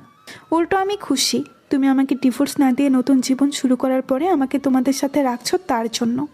অবশ্য কখনো যদি আমার জন্য তোমাদের নতুন জীবনে ঝামেলা হয়, অশান্তি হয়, তাহলে আমাকে বলিও, আমি চলে যাব।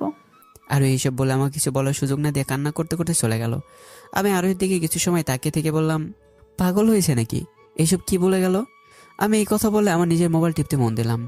আরোহী এখন আর আগের মতো নেই, একদম চুপচাপ হয়ে গেছে। তাই আমি আর ওর সাথে রাগ দেখাই না। যখন কথা বলি তখন আমি ভালো মতো ওর সাথে কথা বলি। দেখতে দেখতে দিন যেতে থাকে, আরোহী আরও বেশি করে চুপসে যেতে থাকে। দিনে দিনে বিষণ্ণতায় ভুগতে থাকে। আমি সবটা দেখি, কিন্তু ওকে তেমন কিছু বলি না। জয়ের বিয়ের তারিখ যত বাড়তে থাকে ওর বিষণ্ণতা তত বেশি বাড়তে থাকে। আমি এর বিষণ্ণতার কারণ জানি না তেমনটা না, আমি জানি, তবুও চুপ করে রয়েছি। জয়ের বিয়ের দিন যত এগিয়ে আসতে থাকে আর এই তত বেশি ভেঙে পড়তে থাকে। অন্যদিকে আমি অফিসের পাশাপাশি জয়ের বিয়ের সব কেনাকাটা, বিয়ে বাড়িতে যা যা দেখাশোনার দরকার সব করছি। জয়ের কোনো ভাই নেই, তাই ওর বাবা মামাকেই সবটা করতে বলেছে। তাই আমি বাড়িতে তেমন একটা থাকি না, আর না আরোহীকে সময় দেই। জয়ের বিয়ে নিয়ে আমাকে এতটা এক্সাইটেড দেখে আরোহী আরও বেশি করে ভেঙে পড়েছে। প্রথম 1-2 দিন ভালোই ছিল, কিন্তু তারপর আমি যখনই বাড়িতে আসতাম, সেটা দিন বা রাত যে সময় হোক না কেন, ঘরের দরজা জানালা বন্ধ দেখতাম। সব কেমন অন্ধকার অন্ধকার। অবশ্য আরোহী সেই সময় বাড়ির ভেতরেই থাকতো। ঘর এমন অন্ধকার করে রাখার কারণ জানতে চাইলেও আরোহী আমাকে কিছু বলতো না। বিয়ের 2 কি 3 দিন আগে আরোহী একদিন আমার মুখোমুখি এসে দাঁড়ায়। ওকে তখন পাগলের থেকেও কম কিছু দেখাচ্ছিল না। আরোহী তখন আমাকে এসে বলে, সাগর, এই বিয়েটা কোনোভাবে ভেঙে দেওয়া যায় না? তুই সব কি বলছিস? বিয়ে ভেঙে দিব মানে? সাগর, বিশ্বাস করো, আমি না তোমাকে ছাড়া থাকতে পারবো না। আমি নিজেকে অনেক বুঝিয়েছি, তবুও পারছি না। প্লিজ, তুমি এই বিয়েটা করো না। আমি পারবো না তোমাকে ছাড়া বাঁচতে। আমি পারবো না তোমাকে অন্য কারোর সাথে সংসার করতে দেখতে। তুমি দয়া করে বিয়েটা ভেঙে দাও। কাল বাদে পরশু বিয়ে, এখন এইসব বলে কোনো লাভ নেই। প্লিজ সাগর, একটু দয়া করো। এইসব তোমার আগে ভাবা উচিত ছিল, এখন কিছুই করা সম্ভব না। আর যাই হোক, তোমার জন্য আমি একটা মেয়ের জীবন নষ্ট করতে পারবো না। তোমার কিচ্ছু করতে হবে না। তুমি শুধু একবার বলো তুমি এই বিয়ে করবে না, আমি গিয়ে জয়াকে বলে সবটা ম্যানেজ করব। লাগবে না, সবকিছু যেমন যেভাবে আছে তেমনি থাকতে দাও। সাগর, এতটা কঠোর হইও না। দয়া করো আমার উপর, প্লিজ দয়া করো। আর হ্যাঁ, জয়া বারবার বলেছো ওর বিয়েতে তোমাকে উপস্থিত থাকতে, আশা করি ওর কথা রাখবে। আমি এইসব বলে আরোহী সামনের দিকে চলে গেলাম। আরোহী আমার চলে যাওয়ার পথে তাকিয়ে কান্না করতে করতে এই বিয়ে ভেঙে দেওয়ার অনুরোধ করতে থাকলো, কিন্তু আমার কোনো কিছুই করার নেই। তাই আমি আরোহীর অনুরোধে কর্ণপাত করলাম না। দেখতে দেখতে সময় যেতে লাগলো। আরোহী আমার বাসা থেকে তার বাসায় গিয়ে তার মা বাবার কাছে কান্নাকাটি করে আমাকে এই বিয়ে করতে না করলো। তারা আরোহীর কথা শুনে আমাকে বলে, কিন্তু আমি তাদেরও পরিষ্কার না বলে দেই। দেখতে দেখতে বিয়ের দিনও চলে আসে। আরোহী একদম ভেঙে পড়ে, কিন্তু আমার কথা রাখতে না চাইতেও জয়ের বিয়েতে গিয়ে উপস্থিত হয়। কিন্তু ওকে যে কেউ দেখেই বলবে যে ও ভালো নেই, আগের থেকে কেমন শুকিয়ে গেছে, ভেঙে পড়েছে। ওখানে আমার পরিবার, আরোহীর পরিবার এবং আরোহী সবাই আছে। আরোহী বিয়েতে আসার পর থেকে আমাকে চারপাশে খুঁজতে থাকে, কিন্তু আমাকে কোথাও পায় না। পরে নিজে নিজে বলে ওঠে, ওকে আমি এখন কোথায় পাবো? ও তো এখন বর সাজায় ব্যস্ত আছে। দেখতে দেখতে বিয়ের আসরে কোণে আসে, তারপর বর আসে। বরের মুখ দেখে সবাই অবাক হয়ে যায়, বিশেষ করে আরোহী, কারণ বরের জায়গায় জয় বসা, যেখানে আমার থাকার দরকার। আরোহী জয়কে বরের জায়গায় বসে থাকতে দেখে দৌড়ে তাদের কাছে গিয়ে বলে, জয়, তুমি এখানে? তার মানে তোমার সাথে জয় আর বিয়ে হচ্ছে? হ্যাঁ, সেই দিন না আপনাকে কার্ড দিলাম, আপনি দেখেননি? না, দেখিনি। জয়, তুমি এখানে রয়েছো, তাহলে সাগর কোথায়? আরও এই কথা শুনে সেখানে এক মুহূর্ত দাঁড়িয়ে না থেকে পাগলের মতো ওয়াশরুমের দিকে দৌড় দেয়। আমি ওয়াশরুম থেকে বেরিয়ে বিয়ের আসরের দিকে আসছি। সেই সময় আরও এই হাঁপাতে হাঁপাতে আমার সামনে এসে দাঁড়ায়। আমি একে দেখে বললাম, কি ব্যাপার, তুমি এইদিকে দৌড়ে কোথায় যাচ্ছ? আমি তোমার কাছেই আসছিলাম। আমার কাছে দৌড়ে আসার কি আছে? ওখানে ওখানে জয়ের সাথে জয়ের বিয়ে হচ্ছে। হ্যাঁ, আজকে তোদের দুজনেরই বিয়ে, তাই তো হচ্ছে। তুমি না সেদিন বললে তুমি সেই কবে থেকে জয়াকে আর জয়া তোমাকে ভালোবাসে, তাই তোমরা বিয়ে করতে চাচ্ছ? কে বলেছে? জয় আর জয়া একে অপরকে অনেক আগে থেকে ভালোবাসে, আর আমাকে ওদের দুই পরিবারই রাজি করাতে হয়েছে। তার মানে তুমি জয়াকে ভালোবাসো না? না। তুমি জয়াকে বিয়ে করতে চাচ্ছিলে না? না। তুমি কোনো মেয়েকে ভালোবাসো না? না। তার মানে তুমি সবসময় আমারই থাকবে? হ্যাঁ, না মানে। ইয়াহু! আর ওই খুশিতে নেচে আমাকে জড়িয়ে ধরলো। আর ওই হঠাৎ আমাকে জড়িয়ে ধরায় আমি একটু অবাক হলাম। তারপর আমি আরোহীকে ধরে ছাড়িয়ে নেওয়ার চেষ্টা করে বলে উঠলাম, এটা কি হচ্ছে শুনি? আরোহী আমাকে ছাড়িয়ে বলল, সরি, আমি খুশিতে নিজেকে কন্ট্রোল করতে পারিনি। তাই এত খুশি কিসের? এই যে তুমি আমারই থাকছো তাই। কেন, তুমি কি ভেবেছিলে আমি অন্য কারো হয়ে যাচ্ছি? না মানে থাক থাক, আর বলতে হবে না, আমি জানি। আমার মনে কি চলছিল তুমি সবটা আগে থেকেই জানতে? সত্যি বললে হ্যাঁ, জানতাম। তাহলে আমার ভুল ভাঙালে না কেন? এমনি দেখতে চেয়েছিলাম তুমি কি করো। জানো আমার এতদিন কত কষ্ট হয়েছে? কষ্ট পেয়েছো দেখেই তো এখন এত আনন্দ পাচ্ছ। তা অবশ্য ঠিক। আচ্ছা তুমি আমার আরেকটা প্রশ্নের উত্তর দাও তো। কি প্রশ্ন? তুমি কি আমাকে ক্ষমা করে আমাকে তোমার স্ত্রী হিসাবে মেনে নিয়েছো? হয়তো, হয়তো না। এটা কি ধরনের উত্তর? এটাকে অনিশ্চয়তার উত্তর। আচ্ছা এবার কি আমরা আমার শ্বশুর বাড়িতে ফিরে যেতে পারি? হয়তো, হয়তো না। মানে? ওই যে বললাম, অনিশ্চয়তার উত্তর। এখন চলো চলো, না হলে আবার বিয়ে শেষ হয়ে যাবে। হ্যাঁ চলো। তারপর আমরা দুজনে হাসি মুখে বিয়ের আসরে চলে আসলাম এবং সবকিছু বলে একেবারে পাশাপাশি দাঁড়িয়ে জয়ের বিয়ে দেখতে লাগলাম। আর ওইকে সম্পূর্ণভাবে আমার জীবনে মেনে নিব কি নিব না, মা বাবা নিধিকে কখনো ক্ষমা করে তাদের কাছে পাবো কি না, সেই সময়ই বলে দেবে। কারণ কিছু প্রশ্নের উত্তর আগে দেয়া যায় না, কিছু কিছু প্রশ্নের উত্তর সময় নিজেই দিয়ে দেয়। তো আপনারা ধরে নিন যে যেহেতু এত কিছু হয়ে গেছে, তাহলে সব ঠিক হয়ে গেছে। তো কেমন হয়েছে গল্পটা জানাতে ভুলবেন না। আর গল্পটি এখানেই শেষ। আপনারা কমেন্ট করে জানাবেন কেমন হয়েছে, আর পরবর্তী গল্পের জন্য তৈরি থাকবেন।